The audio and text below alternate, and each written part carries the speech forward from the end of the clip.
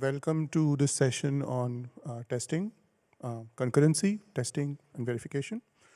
Our first talk will be given by Alexandre Moine, and it will be on will it fit, verifying heap space bounds of concurrent programs under garbage collection. Over to you. Thank you. All right. So, welcome everyone. My name is Alexandre Moine. I'm currently a postdoc at NYU, and before that, I was a PhD student with Arthur Charguéraud and François Pottier at Inria, Paris. So this corresponds to the last part of my PhD thesis, and this is a TOPLAS paper. And the title of this paper is Will it fit, verifying heap space bounds under, of concurrent programs under garbage collection. So the motivation, the idea, we need to verify heap space bounds because a program that will use too much memory will crash. So in some sense, heap space bounds are as important as functional correctness.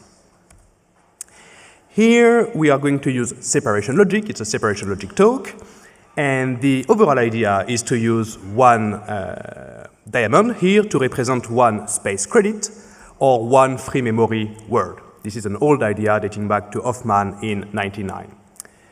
And so space credits are resources of separation logic. So if we have here, for example, N1 plus N2 space credits, you have N1 and N2 space credits. This is the separating conjunction.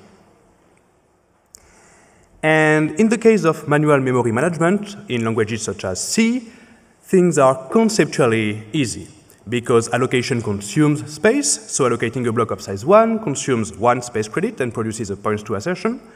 And dually, deallocation, freeing allocation L, consumes a points to assertion and produces a space credit.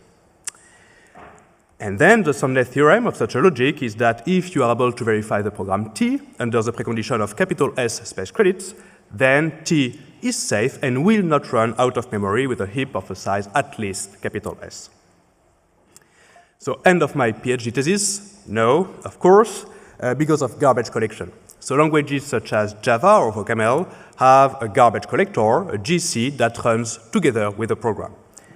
And then from time to time, the GC will deallocate unreachable blocks, blocks for which we are sure the program will not use them anymore. So this is great because garbage collection greatly simplifies the life of the programmer. There is no need to write free, so no free-related bugs. However, from the point of view of the prover, it makes things difficult because we do not have any syntactical point in the program where to recover space credits. So this generated a line of work. It was started by Madhu and Pottier in 2022, where they targeted a very low-level language, assembly-like, with the GC and with concurrency primitives, but they do not provide any example. In the first year of my PhD thesis, I scaled up to a high-level language, similar to OCaml, but dropping out concurrency for simplicity. And as you can guess, in this work, we bring everything back together. It's for a high-level language with a concurrent primitive. So the contribution of this work is IrisFit, the first separation logic for verifying heap space bounds in a high-level concurrent language equipped with a GC. Think of OCaml. This includes a formal account of unreachability and roots, a category of locations I'm going to define later. We also propose new realistic language constructs that we call protected sections and polling points to improve heap space bounds of lock-free data structures. And we also have several case studies and a soundness proof, and everything is mechanized in the ROC prover on top of the IRIS framework. So I will first focus on unreachability and roots, and then talk about this new language construct.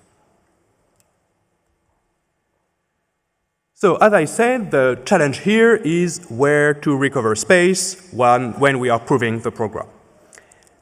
And the key idea comes from Madhu and Pottier in 2022, where they change the meaning of a space credit, and they say that one space credit asserts that one memory word is free or can be freed by the next GC. And this is very cool because it enables what we call a logical deallocation rule, meaning that in the proof, during the proof, if I know that L is a valid location and L is unreachable, then this is a ghost update. So just by shifting my view of the state, I can generate one space credit because I know that the location can be deallocated. So now the question is how to prove that a location is unreachable. So we have to understand how the GC computes reachability. And the set of reachable locations is computed from the root, again, this famous set I'm going to define, following heap path. So this means that to prove that a location is unreachable, you have to prove that the location is not a root and is itself not reachable by any transitively reachable heap cell. So in order to prove these two facts, we have two new separation logic assertions, the pointed by thread assertion and the pointed by heap assertion. Let me start by the latter. So the pointed by heap assertion, it's a contribution by Kessos and Kritikos and was refined by Madieu and Pottier. And it's a dual of the points to assertion. So we say the location L is pointed by the multiset of locations capital A. It's a multiset because multiplicity matters. And the interpretation of this assertion is that when L is pointed by capital A, we know that A is an over-approximation of the reachable predecessors of L. In particular, when L is pointed by the empty multiset, you know that L has no reachable predecessors and may be eligible for deallocation. So pointed by heap assertions evolve on a store operation. This is a very simplified store operation. But for example, if we are going to write W inside L, and if we know that L points to V, that V is pointed by L, and that W has no predecessors, then after the store operation, we know that L points to W, that V now has no predecessor. We remove the link from link to L to V, but now W has one predecessor, L. And technically, we improve these assertions with fraction 0 and negative multisets. If you're curious, read the paper. All right, now about these roots. So the question is, what are the roots considered by real-life GCs? Here we follow the free variable rule that was introduced by Felison and Heap in '92. And they say that in a substitution-based semantics, the roots are the locations occurring in the threads that remain to be evaluated. Let me show you an example. If you have a single thread here, let A equals drive 4, in let B equals drive 2, in bank A plus bank B, and we start with no roots. Then first thing, we allocate the ref of 4, so we have a new location, LA, and LA is definitely a root. It should not be deallocated. Then we substitute A by its value, LA. LA still occurs in the program, so LA is still a root of the program. Then we allocate the ref of 2. We get a new location, LB. We substitute B with its value. Then we dereference LA. And then you can see here that LA does not occur anymore in the program that remains to be evaluated, so LA is not a root, and here can be deallocated. LB, however, is still a root. So, but then when we dereference it, we have no roots anymore. Okay, so how to track roots at the logical level? First of all, we need a way of naming threads in the logic. So we add a ghost thread identifier, pi, here, to say that the term T is being executed by pi. And then we have a pointed by thread assertion that is similar to the pointed by heap assertion. It's a fractional assertion, but I will not show the details here. So it reads that L is pointed by capital pi. Capital pi is a set of thread identifiers.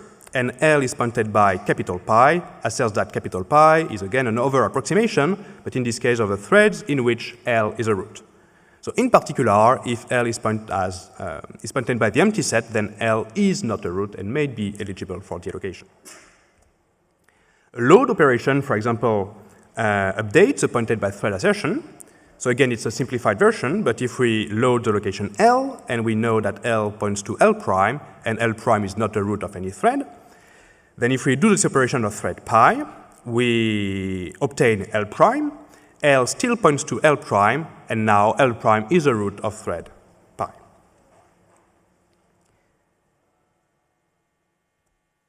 Now, how to prove that the location is not a root anymore, how to trim this pointed by thread assertion. You have to read this rule from bottom to top. So if we are currently verifying thread pi, executing T, and if we know that L may be a root of thread pi, well, if we are able to syntactically prove that L does not occur in the set of locations inside T, then we can trim the pointed by thread assertion and deduce that L is not a root of any thread. And with all of that at hand, trimming rule requires a non-standard bind rule, but it's a contribution from previous work, so it is a paper. And with all of that at hand, recall that our goal was to prove that L is unreachable. Now we have a way of proving that L is unreachable. We just need to provide the empty pointed by heap and the empty pointed by thread assertions to deduce that L is unreachable and that we can produce a space credit. So you are all waiting for it, the soundness theorem of the logic. If we are able to verify the program T under the precondition of capital S space credits, then we know that the execution of the program T with a heap of size at least S cannot reach a stack configuration, and if one thread needs space, then stopping all threads and running the GC will free up enough memory. So this is what we call a stop the world semantics, and it's a good overall approximation of what actual GCs are doing. And with this logic, we can actually verify the space complexity of a concurrent counter, locks, and even more things. But we have an issue. And we have an issue with lock-free data structures. So here is one lock-free data structure. It's the Traber's stack. It's a linearizable lock-free stack implemented as a reference on an immutable list. So you have your reference here and an immutable list. And if we try to push a value on the stack, so to push here, for example, V0, we construct a new list cell and try to update this pointer to this pointer using an atomic compare and swap operation. If it fails to do some other threads, then we loop. Then the pop operation is very symmetrical. I have the code here. So if we try to pop a value of the stack S, we first load the content of S. We ignore the case where the stack is empty. And if the stack is non-empty, if we have a head Y and a tail YS, we try to update the stack from XS to YS using an atomic compare and swap. What should be the specification of this stack? Brace yourself. This is an atomic triple. So it's a fancy triple. Here you can think of the line as a separating conjunction, but this triple guarantees that the bottom precondition will be updated atomically into the bottom post condition. So the stack is linearizable. So here, if we try to push the value V inside LS, well, we will need space to allocate the list cell, and we require the stack to be of model capital L. And in the post condition, we know that we push the values, so the stack is of model V const with L. Now, if we try to pop a value of the stack, we require the stack to be non-empty and of model V const with L. And in the post condition, we know that the stack is of model L, that we return the value V, and we would like to have some space here to recover the space of the popped cell. However, this specification is false, and it's not an issue of IrisFit. It's an issue that some interleavings are actually invalidating this specification. Let me show you one of these interleavings. So here we have two concurrent threads that are going to pop values of the stack, and the left thread is going to execute, so we enter the body of pop. It loads the content of LS, which is LXS. And then this thread is going asleep, and the right thread is going to successfully pop values of the stack. And then this thread faces a big allocation. Here we have an issue because the sleeping thread here maintains reachable LXS, but also all the successors of LXS. So it means that we have no free space. The GC will not be able to deallocate these locations. So the allocation will fail. So the question here is that can we devise new language constructs to prevent these interleavings? The answer is yes, and let me show you them. The first thing we propose is protected sections. So here the observation is that the location LXS is a root, indeed, but it's a root for a very short amount of time. It's a root until the cast executes, that is, until the cast succeeds or fails. So the idea is that the location should wait until LXS is released before running the GC. So here we introduce the protected sections that delimitate where we have where LXS is a temporary root. So it has a single entry point but multiple exit points. Then in details, each thread is either outside or inside the protected section, and the GC runs only when every thread is outside protected sections. This prevents for problematic interleaving because an allocation that will exceed the available memory waits for the GC to run, but the GC itself waits for protected sections to end, releasing their temporary roots. Some constraints inside protected sections, we allow no allocation because an allocation might trigger the GC, but we prevent GC inside protected sections, no divergence, and no nesting. Then we adapt reasoning rules in IrisFit to reason about these protected sections. So the idea is that a location that is reachable only from protected sections will be unreachable by the time the GC runs, because we know that the GC waits for every thread to exit their protected sections before running. So at the logical level, we have some rules that enable an escape hatch to the pointed by thread discipline. And in particular, they allow early trimming, that is to pretend that the location is not a root anymore because it's a root only in protected sections. And we allow also early logical deallocation, that is, we allow deallocation of things that are reachable only from protected sections. And then with these rules, trust me, everything is verified. We are able to actually verify this ripple for POP. But then we just created another issue because it means that we may have a liveness problem. Indeed, if you have an adversarial scheduler, due to protected sections, you might delay the GC forever because you have this big allocation that needs a GC. But here, if you have a thread that just enters and exits protected section, well, a scheduler might choose to schedule the thing and never run the GC. So in order to prevent this kind of interleavings, we introduce polling points. And the semantics is simple. A thread facing a polling point stops its execution until no other thread requires a GC. And in the paper, we proved that we can guarantee liveness if we introduce a polling point in every loop.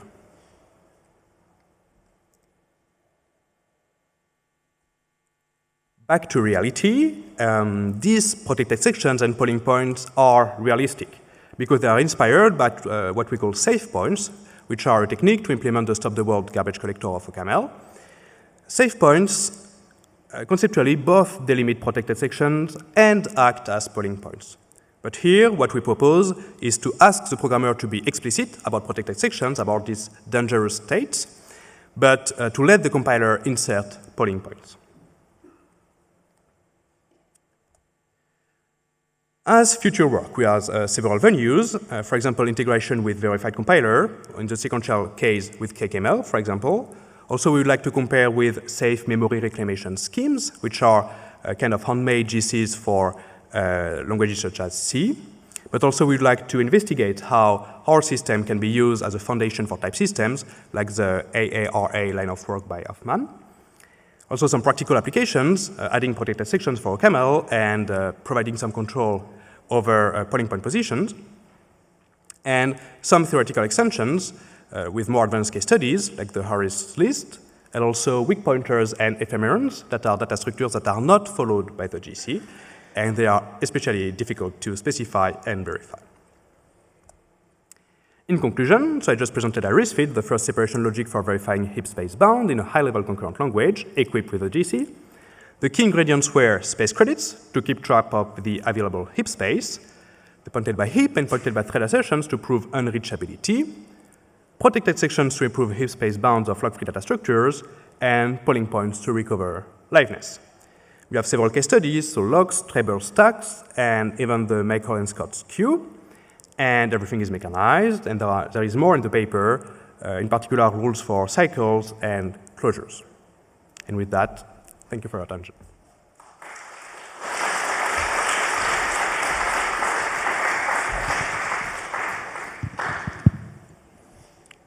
There's lots of time for questions.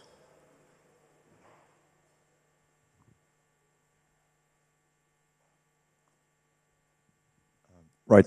Thank you for the talk. Hello. I was wondering about your take on have the programmer insert the critical section, and I was wondering why you'd prefer that to you mentioned save points, Yes. which are inserted by the compiler. It just seems, how would I know where to insert the critical points? How can I look at this and think, this is a place where this route is short-lived, this is surely a critical section that I should insert manually?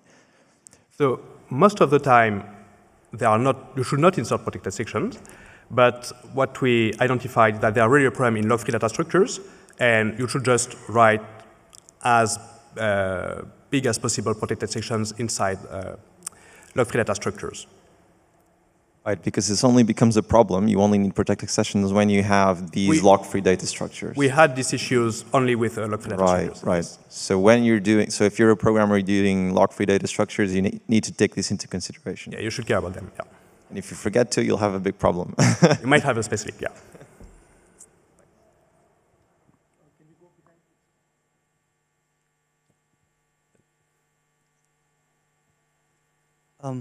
Yeah, so I was wondering, in the presence of the critical sections, can you explain why the soundness theorem still holds, or is it a bit modified then?